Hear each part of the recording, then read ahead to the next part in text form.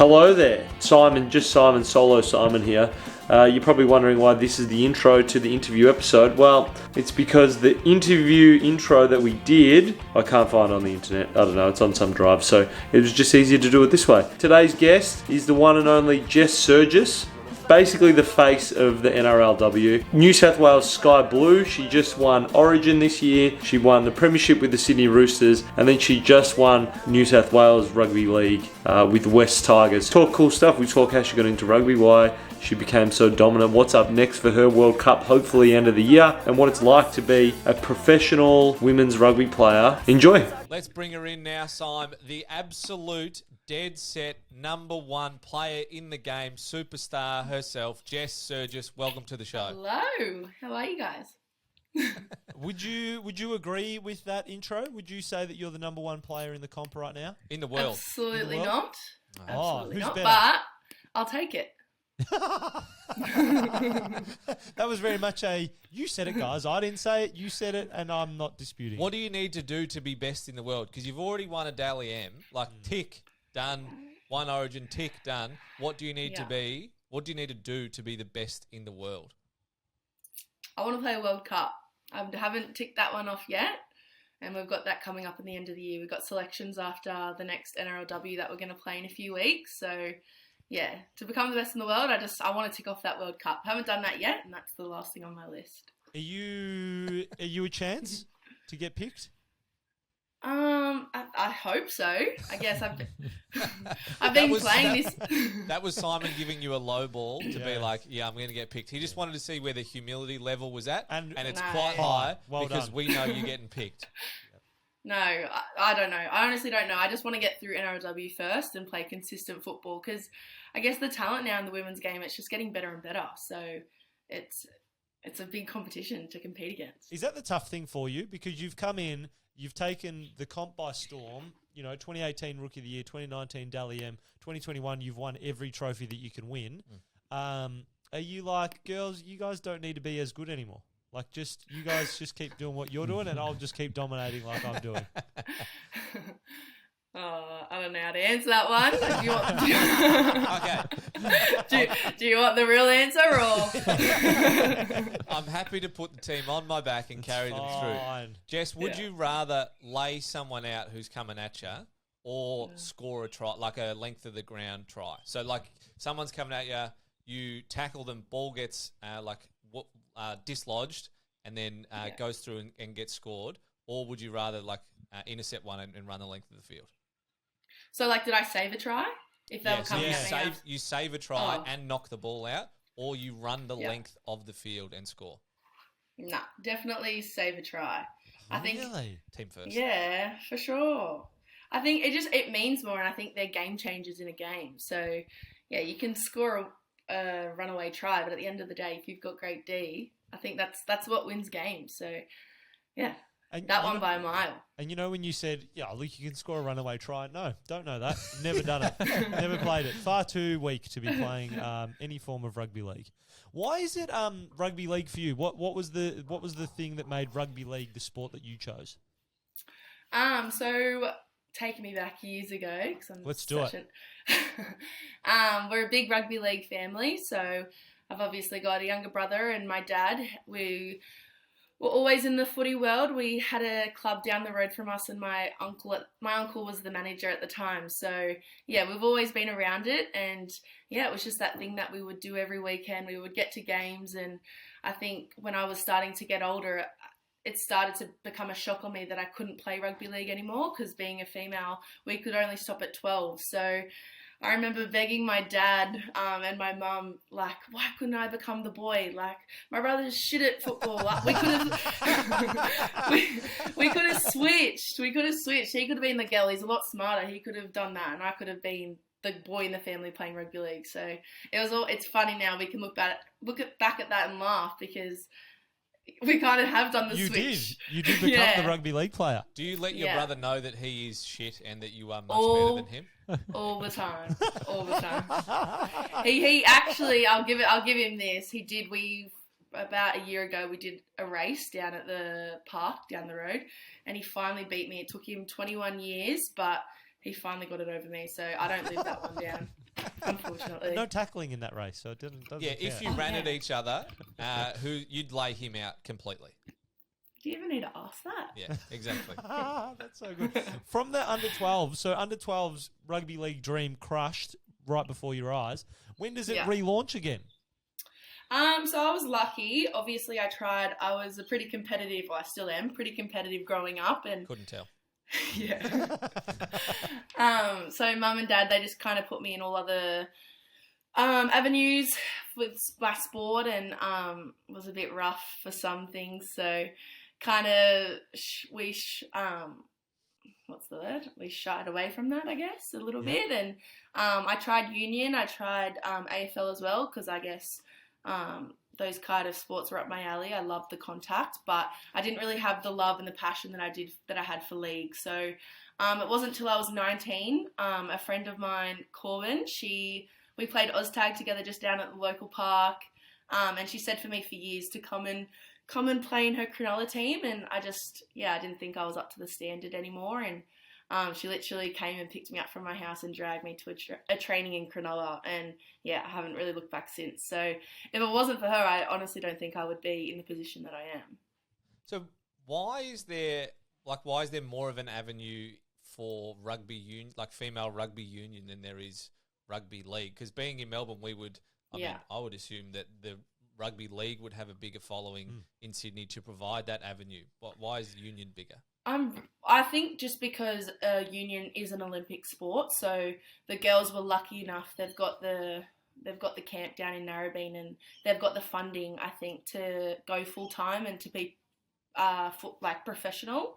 So I think I think rugby sevens was the thing for women back to do in the day, and I got poached. I was about 16, 17, and I had someone come and try and poach me for the Rio Olympics, and again, I thought about it, but as I said, I didn't want to cut down and just focus on one sport if I didn't love it, and I was still in school at the time, and I just didn't think I was ready to, I guess, give my life up for a sport that I wasn't 100% committed to. So, I think it was just it was an Olympic sport, and they got the funding and they got all that extra attention, and it's just taken a few years longer for the AFLW and the NRLW. So, but and they won here we the are. first gold medal. And they won the first gold medal too. So they did. And then skyrocketed them. Just won the Commonwealth Games gold medal as well. I woke up at 5:30 for that. Do you watch them win the Com Games gold medal and think, that would be nice? Absolutely.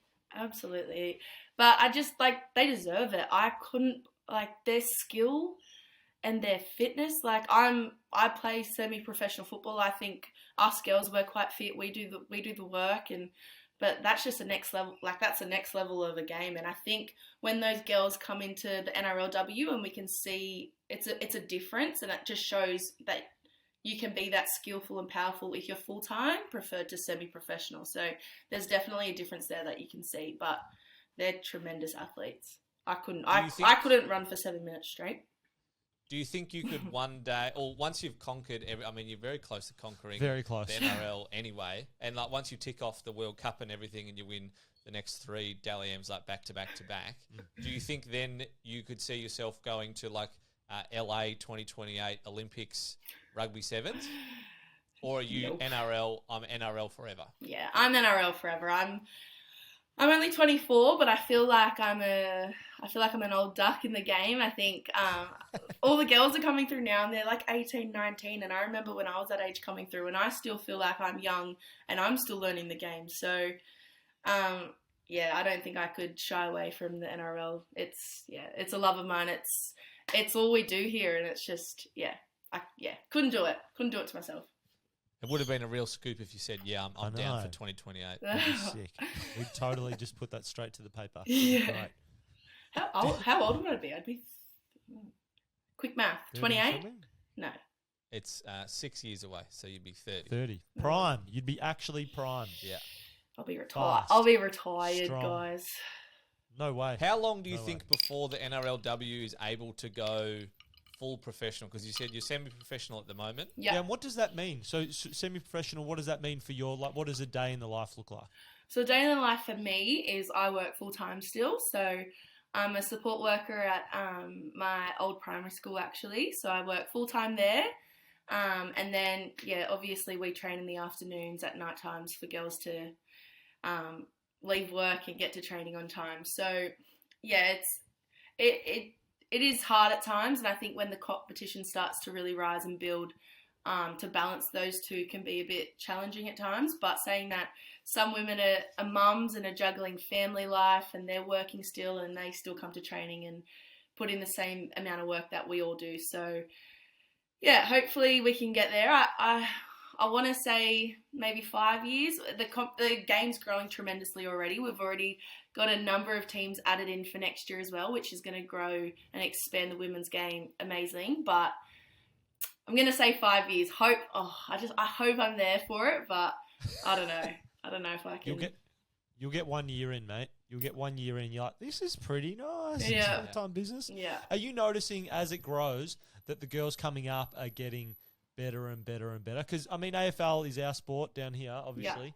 Yeah. And the AFLW, you watch it from when they started, it was lots of women playing multi-sports and then settling on AFL.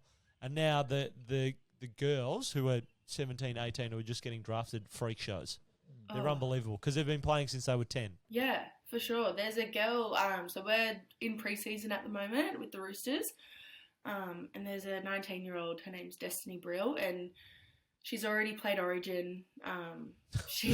Wow. She's a Queenslander, so I'm not going to give her too much of a rap. Yeah, so she sucks. Yeah. Got it. But Great in a Roosters jersey, terrible in a maroon jersey. But just her skill and her part, like she's a hooker, so passing left to right, I look at her and I'm like, I can't even do that. And I think that just shows that she's been in that pathway since however old she was, but she's got to grow, where a lot of us girls have had that 10-year, 15-year gap in the middle. So, she's an absolute machine, and she's 19 years old, and she runs over me and runs over a lot of other girls. So, and she's 19. It's insane. Just in case there was any doubt, guys, 19 years old. Yeah, 19. Don't sound bitter at all. Don't sound bitter at all. Wait, how old was she? 19. She's 19 years old. Right. You said that you played for the Roosters, and you've said, that footy is life for the Sergis family. Mm-hmm. You guys are Roosters fans growing up. No. Was that no? No. So sorry, I am, but all my family are South supporters. So it's that rivalry. I don't know what it is in AFL, like your two closest teams. Carlton Collingwood. Yeah, correct. so Richmond, Carlton, one of those ones. So everyone's South supporter, and I'm the only Chookie. It's not fun. Were you always a Roosters supporter? Yeah. So long story short, when South got taken out of the competition, I was born, and Mum and Dad went for the next Sydney team, and that was the Roosters.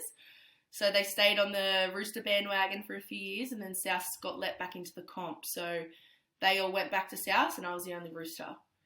How do your parents feel about watching and supporting you when you are in the tricolours? They only say it's only for the girls' team, otherwise it's not happening. And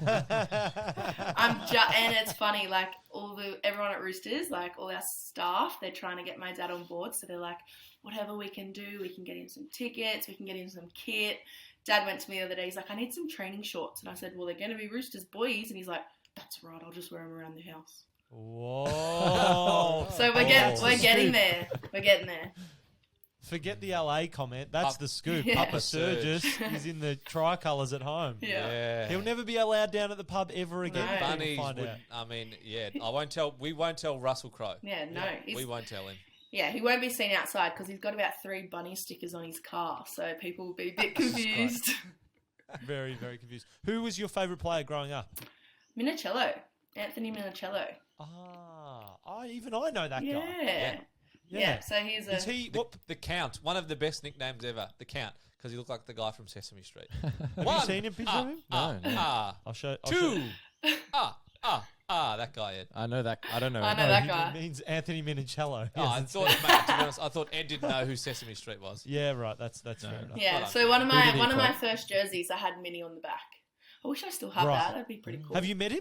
I actually met him for the first time probably a few months ago. Everyone was like, what? So I met him at a foundation dinner, one of our Roosters dinners. So it was really lovely. Right. Did you say that you were his favourite? He was your favourite player? No, I tried to play cool. Oh, Just didn't want to look like a bit of a fangirl, you know?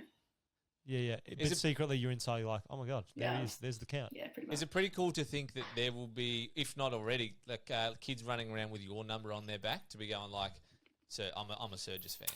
Yeah, I actually got my first. I got a picture in my DMs, last season, and it was funny because at the time I was in the papers. I was either going from either fullback to centre. We weren't really sure about our positions back then, and I got a few messages from this family, and they said, "We really want to get our daughter a jersey with your name and your number on the back. Do you know which number you're going to play in?" Oh, that's sick. Yeah, so I got back to them and I was like, "Look, I don't even know either." Oh my gosh, leave it blank. I know. Leave it blank for now. But I just said, hopefully, I eventually did let them know that I was number 3, and yeah, I did eventually see them at the games as well, so that was pretty special. That was my first one. That's the first one I've seen. That's sick. Pretty That's cool. so good. How do you think about your choice, fullback or centre? You happy with your choice, number 3? I am. I was loving fullback. It's a completely different position, and you get your hands on the ball and you get to roam around, but gosh, you get tired, so... And as we've established, not an endurance athlete. No, absolutely not. Power. Power. That's it. Absolutely powerful. Yeah. Good. What is the difference between fullback and centre? So centre, what's the job? So in centre, you're one in between. So you're one inside from your wing. So really, it's a really hard position to defend. It's probably the hardest position to defend on the field. Wait, so centre isn't... very funny. So centre is not centre? No, it's Like not in the centre middle. doesn't play in the middle. That seems ridiculous. Yeah. It should be called off centre, shouldn't it? Yeah. Guys, don't confuse me. I've only just learnt the positions. Are there two centres? We've actually There are been two seeing... centres. Yeah, One on each so side. really, it's like wingers. And neither of them play in the centre. Yeah, I know. It's wingers, so the people on the edges are wingers, and then centres. Then you got your second rowers, and then you've got like your middle, and then you've got your half, your 5'8". And I'm assuming based on this logic, the second rowers are actually on the front row. No, they're in the second Then row. just. Idiot. They're not in the centre. But you know know, what? man. You know what the funniest thing is? Our 5'8" and our halfback and our hookers, they're probably like not the smallest girls on the field, but they're our playmakers. So, and they're right in the middle of the field that make the tackles and everything. So, I'm quite lucky. They do all the work. They do a lot. I do a lot of work. You just stick to the outside, score the tries. That's it. Glory. Game saving tackles and tries. That's it. They do the hard bits, and I can just finish it off. That sounds sick. Sounds like you've got a sweet job. Yeah. I reckon I'm if lucky. Simon and I were to play rugby league, we would definitely be wingers. Great question. What position would we be, do you think, Jess? I met reckon us? Adam would be a fullback because you're lanky. Oh, Hell go on. yeah. Lanky fullback. Lanky, Tommy- quick like fullback. Tommy Turbo. And I reckon, Tommy Simon, Turbo. you could be maybe like a hooker. Yeah, big grunt work. Good one. Yeah, Nice. so just like, What? so hookers, like when they play the ball and you're the first one to receive the ball and dish it. I'm not I agree. Yep. I'm not going to Not likely say, to get tackled is what Jess is saying. Soft. I'm not going to say you're a Smart. halfback because you'll probably see someone and go, throw the ball. Yeah. Cameron correct. Smith was a hooker, wasn't he? I don't know. Don't know. Cameron Smith used to wear the number 9 for Did he? Melbourne and That's for bad. I Queensland. should know and that. for Australia, I think. No, he's Queenslander. Don't worry about it. If we said Yeah. New South Wales people, you'd be covered. Yeah, it sounds like, you know what? I would be a hooker. That sounds about Do you know right. like Damien Cook from South? Cookie? No. Oh, gosh, guys.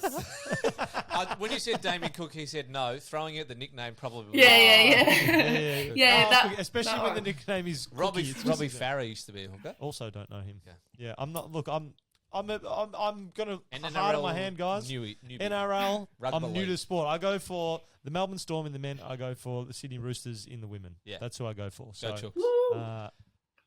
So NRLW obviously growing quite rapidly and quite massively. meteoric. What is the coolest thing you've got to do outside of the NRL Ooh. that, like, as a result of being Famous. famous? What's the coolest famous thing you've ever done? Yeah.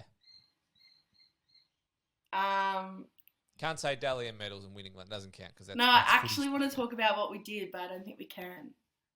Oh, scoop. Yeah. Big scoop. We met Jess on a very secret trip. We did the other week. How about this, Ed? How about this? We've got our producer Ed. Yeah. How about we talk about it, and then we just say, "Oh, we'll just release it later after it comes out." Okay. Yeah. Is that okay? If I remember to edit it out. Yep. Oh, please do, otherwise we all get fired. No, I definitely will. All right. Is that all right? Yeah, I'll make. Yep. All right. Cool. So the listener didn't hear any of that. That was just an amazing little cut. Okay. Yep. A little bit Secret. Good job, Ed. of post-production craft. All right. So other than the good job, Ed. Thank you. So, so other than that, what's been the coolest thing off field? Surely winning a Dally M. That's cool. Yeah, that was up there. How does that work for you? Talk us Where is through the like Dally that. M? Where do you keep it? Oh, I could go get it, but it's downstairs. I got actually. But do you keep it in the lounge room? Yeah, I've got a just like- shrine. Mum and Dad have made me a shrine. It's epic. So I'll try and I'll take some classic photos painting. and see if you can like pop it up. Can you do that? I don't know. Yeah, we Yep. can do that. Absolutely. I love that parents, it doesn't matter what the level of achievement is, they are just like You get put the it shrine. put it on the wall. Absolutely. Like our shrines that we have are not for the best player in rugby league. No. But your parents are like, yeah, we've got a shrine, best player in rugby league. Sick. Yeah. That's so sick. Mum's the worst. Mum, Yeah. like, when I get home from camps, she's the first one to, like, go through my bags because it's quite cool. You get massive bags with kit and every team or whatever rep team you make, you get so much more gear. So my mum will wear every day something of my kit. If it's a hat, if it's a top. She works at a primary school as well, so she just reps all the gear. Oh, it's really embarrassing. Do people So embarrassing. do little kids at your school just froth at your who you are? Yeah.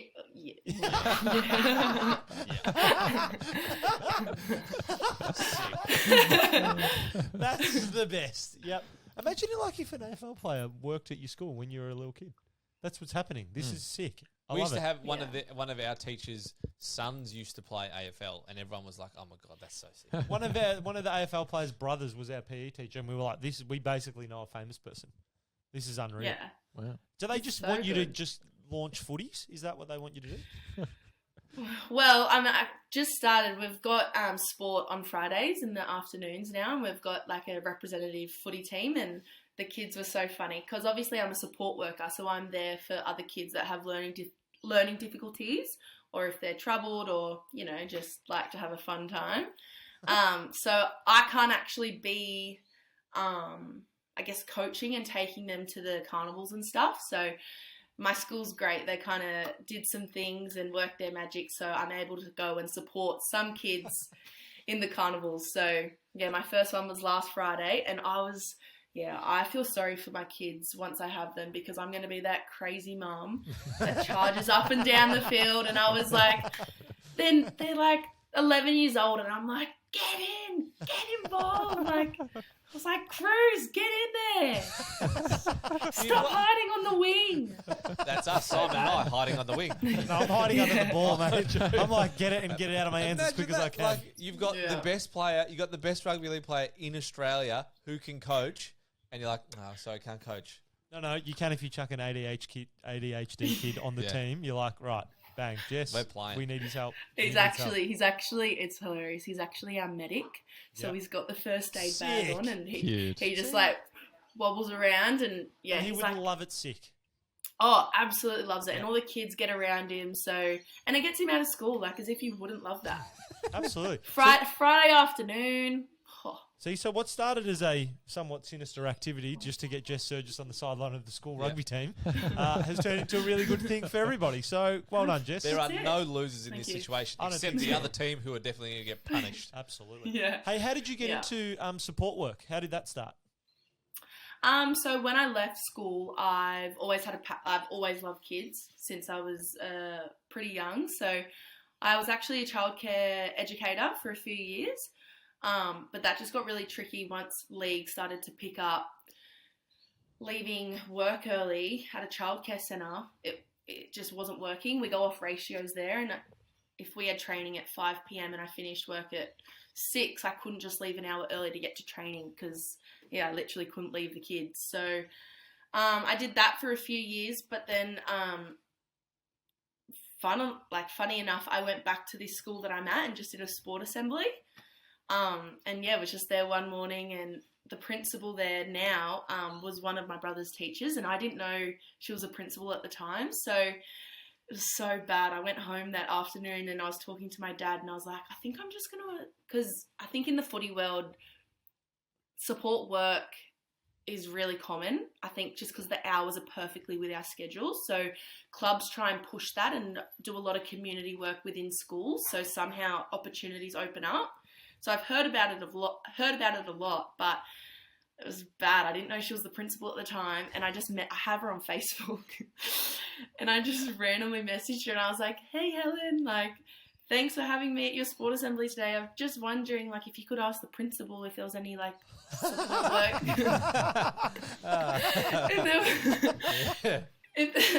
Yeah, so you know where that was going, and I was like, "Is there any opportunities like coming up?" And she was like, "Oh yeah. Hey Jess, like, let me see. I'll ask her." She played dumb too, like. Oh my gosh! So she was playing me, anyways. She was like, "Yep, let me see what I can do." She's great. She's known my family for a really long time, so she was like, "I'll do my best. I'll see what I can do for you." And then within 2 weeks, she was like, "Got you a contract. You start after Christmas. Blah blah blah blah blah." And then I went in and I was like, "Thank you so much, Helen. I've got to go thank the principal. Like, what's her name?" And she was like, so bad. Her name's Helen. Oh, that's funny. The same Yeah. name as you. Yeah, same as you. I That's know. Good on her. And like, she doesn't let me live it down either. So Nor should she. Nor well. should she. That's so good. it was quite fun. And Dad told me, Dad's like, "I'm positive she's the principal." And I'm like, "No, she wouldn't." I just messaged her. She would have told me. No. Nope. Nope. And then, so are you already thinking about post rugby league? Like, or in terms of, would you like to get into coaching and expert comments and things, or you're going to go support work and that's your vocation forever? I don't get me wrong, I do love what I do, and it gives me that balance of having the kids and then going away from that and having footy. So I've got like my two loves, but I just think for when I get older and I have my family and I guess bigger bills come through, I think that's not going to be enough, I guess, financially for me. Like right now it's perfect because I've got both jobs, but I really want to go hopefully down that avenue of like commentary work or panel work.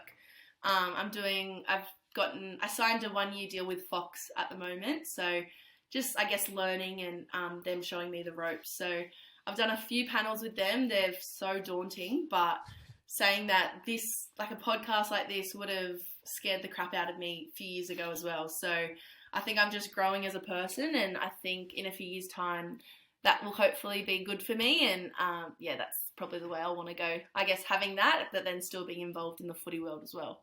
Is there any lessons that you've received in the last year or so that have really stuck out for you? Like with panel, like commentary and stuff like that? Yeah. I'm quite a nervous person, and I think I worry about what people think of me, or if I've said the wrong thing, or sometimes I just can't stop talking, so I actually don't even know what I say. But I was having a chat with Gordon Tallis actually on that event, that shoot that we guys did together, and he was just giving me advice and pretty much just saying, like, whatever comes out of your mouth is your words and your opinion. No one can really grill you for that. So you can never really say anything wrong. It's just your opinion and it's how you feel on the game. So I think really learning that over the years, that people just want to hear your story and hear your thoughts. And I think being an ex-player, when I eventually become an ex-player, and I guess having, seeing how far the game's grown and just having that different balance, just to see my experience to their experience. I don't know. It's just, I don't know. Well, I think you're positioned at a really cool time for the sport too, because you're going to be one of the last generation of not full time. So you do get that perspective, and you'll be able to, you genuinely be that expert commentary on what that transition period was like. Whereas now, you look at like the men's who have been professional for a long time. It's like, they don't kind of have maybe the context of what it's like to go to work through the day, then have to train at night, then have to play. For sure. Then have to Don't get me wrong. Like, the game for us right now has grown so much over the years. Women before me that have played, they actually had to pay to play. So there's been multiple World Cups that not many people have known about because they haven't been televised. But ladies had to sell their cars and had to sell raffle tickets just to get a flight over to go to England and pay for their uniform to play rugby league. Right now, we don't have to do that. We get paid to play. We get our flights, our accommodation, our food, everything paid for. And like, just imagine in 10 years' time how much better it's even going to be and evolve then. So, yeah, I'm so lucky and so happy where I am now. I'm so content, but I'm very excited to see where it's going to go in the next years to come. But it's funny, one story I did have, some girls that would tell us they would always come into our camps like the night before and do like a bit of a speech, and it'd be really nice. We'd do it in every camp with each team we'd be in, and her name's Tasha, and she would go to the local pub and would ask the blokes, like, will you give me $20 if I can put you on your ass? And they were like, and like, it's this little chick, and they were like, whatever, mate, like, I'll give you 50 if you can put me on their ass. And like, she's smart. She'd go to the drunkest guys first. Good. Anyway, so yeah, she told us that she would do that like multiple weekends in a row, and yeah, she would put them. She'd put them on their asses, and they'd give her a 50. And that's how she bought a house in Sydney. Yeah. And that's how she funded her footy trip. So I was going to say, so that's not what the Australian women's team are doing for the World Cup. They're not just tackling strangers in pubs for money. That's weird. Not anymore. Well, yeah, so good, so good. Jess, before we finish the interview, we'd like to finish all of our interviews with a bit of a choose your own adventure. So we give you 5 options and you get to select 2 of them. And there's a mystery question attached to each one. So your options are who, what, when, where, and why. You pick 2 of those, and then we tell you what the question is after. So which 2 would you like? Who, what, when, where, and why. Who, what, when. Who? Mm-hmm. And your second one? And what? Okay, the who. Yeah. Who plays for Queensland that you would want to play for New South Wales? Ooh.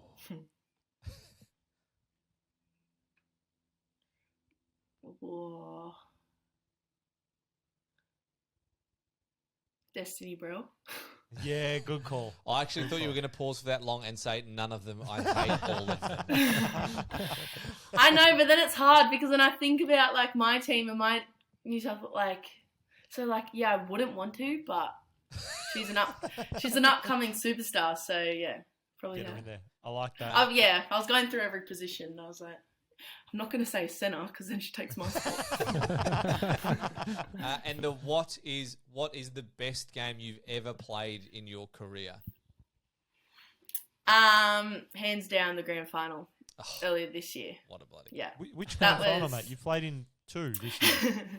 Yeah, the Roosters v Dragons in Queensland. That was obviously my old team, so to come up against them and one of my really good friends, Kezzy Apps, that was, yeah, I don't know what it is. Once you verse your best mates like that, you try and hurt them and go harder at them. So that build up for me was a big week, and yeah, we didn't talk that whole week, and yeah, it was getting a bit dirty and grubby. So yeah, to come away with that win, and especially being them, then yeah, it was cherry on top. It was so good.